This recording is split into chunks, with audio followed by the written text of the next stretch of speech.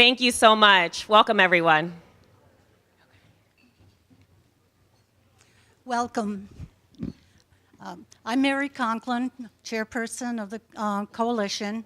I just wanted to welcome everybody who's here attending today, and I appreciate your support of the coalition. This conference highlights the importance of having a group such as this and an event such as this where persons from all areas of housing practice can interact. I mean, we have members who are housing developers, public and subsidized housing tenants, government representatives, supportive housing programs, homeless advocates, community development agencies, and other housing advocates, all as part of this group in the coalition.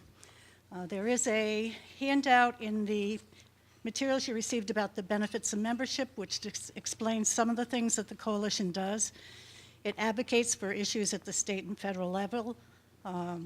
We try to provide timely information on housing matters. It's an opportunity to network with other folks, increase technical skills, advice on funding and community support. I mean, overall, I think it's been a great experience to be on the board and to be the chairperson. I'd like to also welcome some of our new board members. We have three that are present: Tyler Fairbairn, who's with the Community Development Agency in Meriden; Shantae Hanks, who's with the Office of Congressman James Himes in Bridgeport; and Stephen Ramkison, who's a tenant at the McKinney Terrace Residence Council in Greenwich.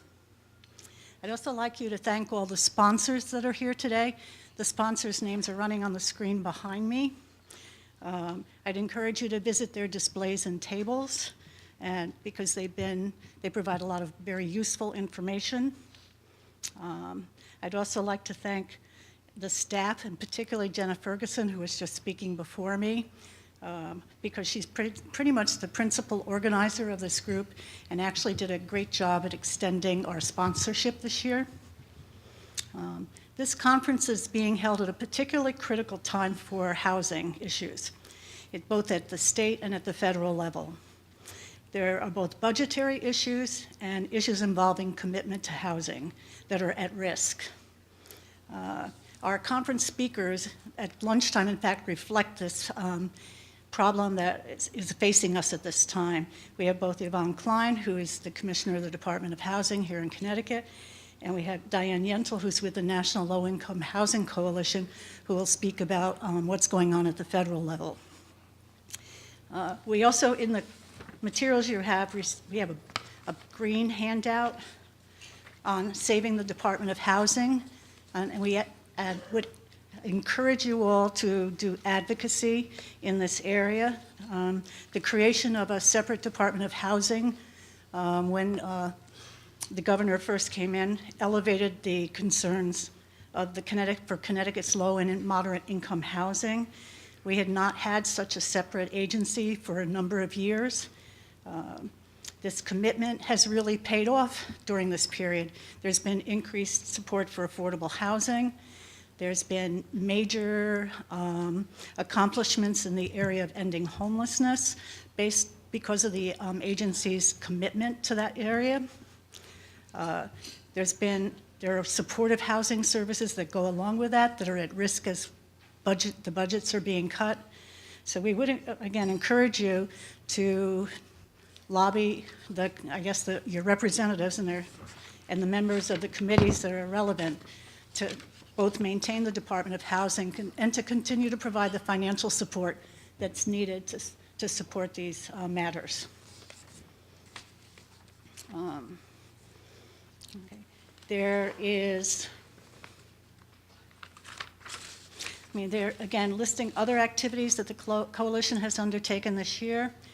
We've added the Connecticut Community Development Association as a partner with the coalition. We run housing academies where technical advice is given to people who are interested in providing affordable housing. We've been doing work now with the Green Bank. We organized the National Day of Housing in conjunction with the Low-Income Housing Coalition this past July 28th. And then we do the day-to-day work that keeps the agency going. Finally, this conference is being held in memory of Reverend Willie Bell. Reverend Bell was a member of our board of directors. He was a, as it says, fun-loving man who, greatest accomplishments and was his interest in people. He really wanted to encourage us to support each other. I can't say that I've met a much nicer man than him. He was a dedicated member of the Publicly Assisted Housing Residents Network, which is an organization that's run by public housing residents that works to preserve and improve the communities as vital housing. He has been a longtime member of the PHRN Board of Directors as well as ours. He had served for 3 years on our board. He cared deeply about the issues of residents' rights, believed everyone should have decent and affordable housing, and he worked tirelessly to accomplish that. He passed away this past August, and he's going to remember for his dedication and again just for his gentleness and kindness as a person. So I would again wanted to dedicate this conference in memorial to him. Finally, I guess we have the breakout sessions coming. I've been told to tell you that the sessions will be left out of the doors and then right at the ramp. So hopefully everybody will enjoy the sessions, and we'll be back here at lunchtime. Thank you.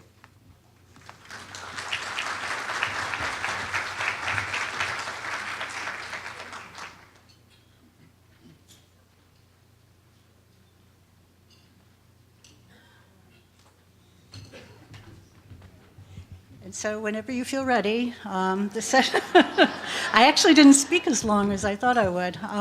The sessions begin at 9:30, and you should have hopefully signed up, but if not, you can change your mind and go to one of the sessions that is being made available. And again, if you have any questions about where to go, there'll be people that can address those issues out at the front door. Thank you.